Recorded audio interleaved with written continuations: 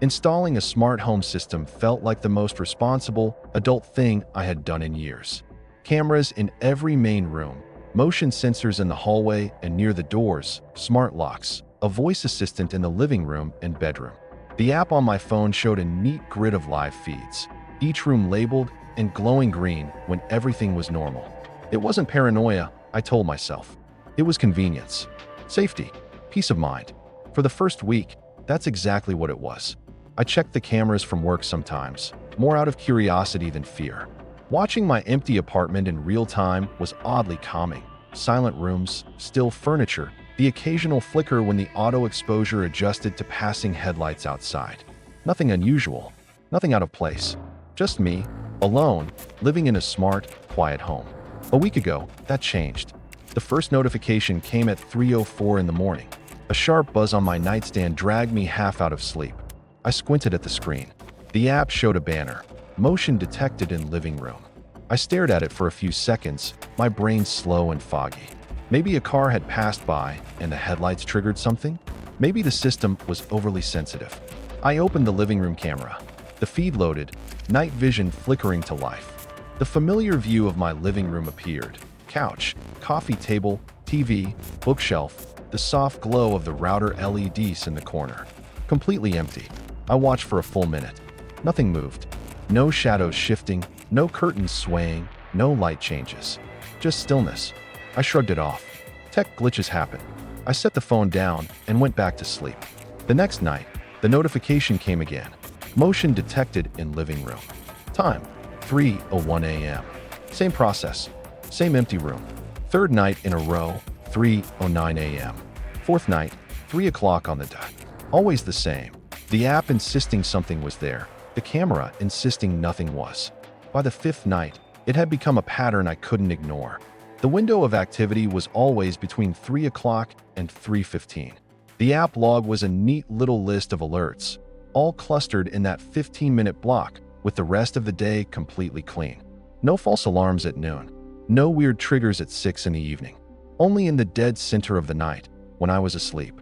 Yesterday, I decided to test it. Instead of sleeping through it and checking the logs later, I stayed up. I made coffee around midnight and camped out in the living room itself. If the system wanted to play games at 3 in the morning, I was going to be there to watch.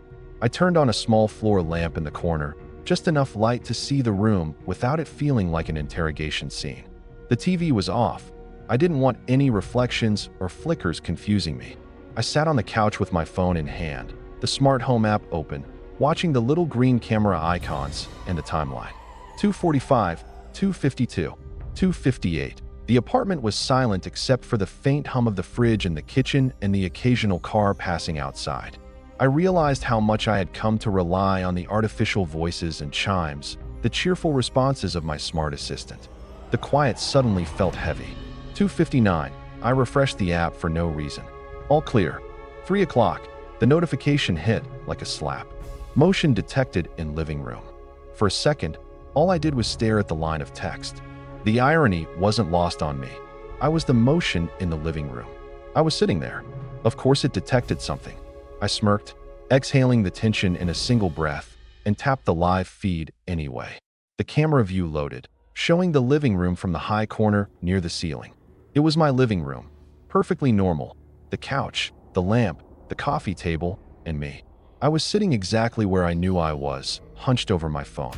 I watched myself from above, a slightly distorted, wide-angle version. Nothing else. Just me. No one behind the couch. No one in the hallway. No one near the door.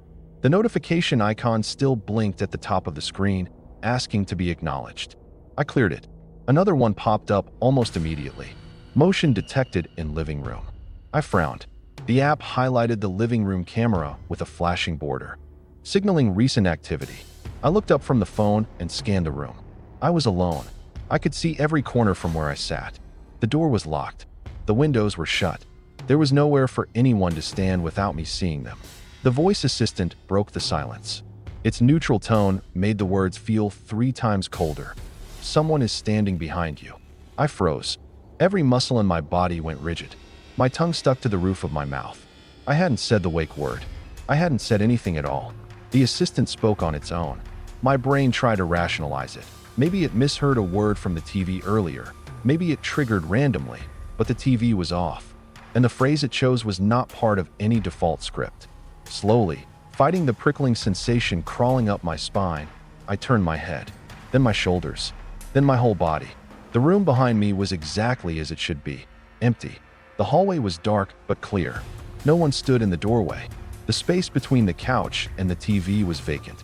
Whatever instinct I had expected to kick in, fight, flight, something, never arrived. Instead, all I felt was a hollow, nauseating confusion. I turned back to my phone. The live camera view was still open. I watched my own delayed movements as I turned my head, my shoulders, my body the way I had just done in real time. But on the screen, there was something else. Behind the couch, directly behind where I sat, stood a figure. It was faint, almost transparent, like it was made of smoke or fog, barely holding itself together in a human shape. It was tall, taller than me by at least a head and a half, with no clear facial features, just the vague suggestion of a head tilted downward. It was leaning slightly forward, as if peering over my shoulder at the phone in my hands. I blinked, once, twice, hard enough to hurt. The figure remained. Its edges wavered like heat distortion, but it didn't disappear. It didn't move. On the screen, I watched my own recorded self sitting there in oblivious silence, while that translucent shape hovered behind me with an unnatural stillness. I whipped my head around again in real life. Nothing. Empty air. No shift in temperature, no smell, no sound. Just the crushing awareness that the camera was seeing something I couldn't. I checked the app's sensor logs with shaking fingers. The living room motion sensor had triggered repeatedly in the last 2 minutes. And next to the camera feed, a small icon pulsed. 2 heat signatures detected. My throat went dry. Heat signatures. Plural. The system was convinced there were 2 warm bodies in that room. Me and something else. I stood up too fast and nearly tripped over the coffee table. The phone slipped in my grip, the camera view wobbling. On the screen, my translucent guest flickered, then seemed to straighten, like it was aware I was moving. I didn't give myself time to look any longer. I backed out of the feed, killed the live view, and opened the system settings. My heart hammered as I went through every menu as fast as my fingers allowed. Disable cameras. Disable motion sensors. Disable assistant. Power down. Confirm. The app spun a loading icon, then showed everything as gray and offline. The apartment suddenly felt heavier in the silence that followed, but at least the system was off. No more ghost notifications. No more disembodied voices. I slept in my bedroom with the lights on that night. It wasn't good sleep, just a shallow half-dream state filled with images of my own living room. That smoky figure, those words, someone is standing behind you. This morning, I woke up to the sunlight stabbing through the blinds and the familiar buzz of my phone. I grabbed it, still groggy, ready to dismiss some spam or a work email. Instead, I saw the one thing I didn't want to see, my smart home app, open without me touching it. Every camera icon was green.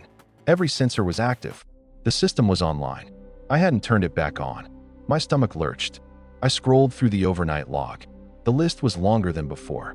Motion detected in kitchen, 2:41 a.m. Motion detected in hallway, 2:46 a.m. Motion detected in bedroom, 2:50 a.m. My bedroom. Motion detected in living room, 3 to 3:15 a.m. Continuous. My finger hovered over a random entry. I tapped the living room recording from 3:02. The video opened, grainy and dark, the room lit only by the faint glow of streetlights seeping through the curtains.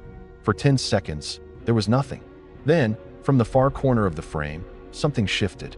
The same transparent figure I had seen the night before materialized slowly, like it was stepping out of a deeper layer of shadow.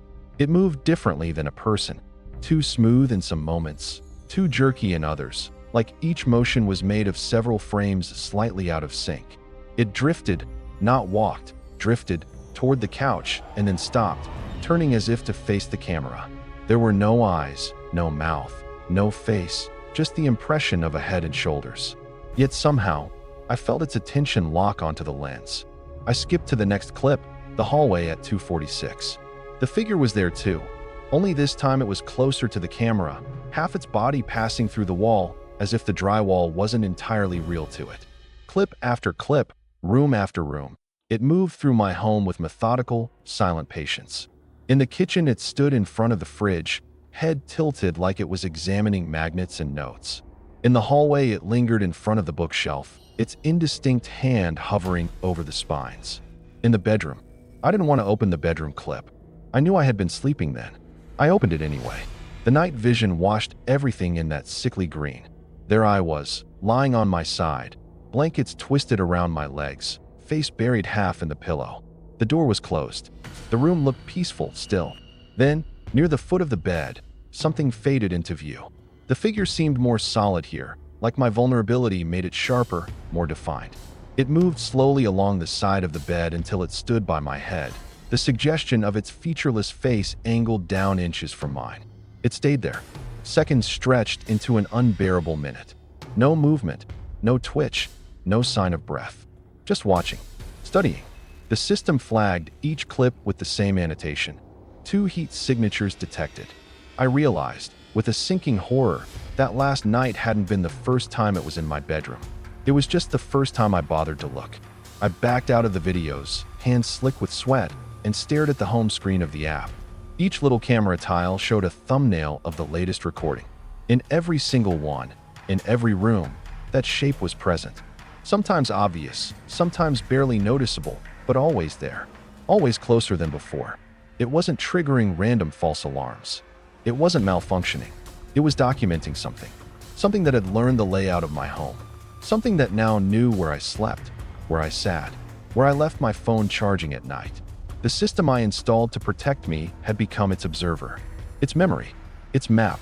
I pressed and held my finger on the app icon, heart pounding, and hit uninstall. A confirmation prompt appeared. I hit OK. The app closed. The icon disappeared. For a few seconds, relief washed over me. Irrational, fragile, but real. Then, from the living room, I heard the soft, friendly chime of my voice assistant waking up. Its neutral tone floated down the hallway to my bedroom, calm and utterly wrong in that moment. New recordings are ready to view, it said. Would you like to see where it went last night?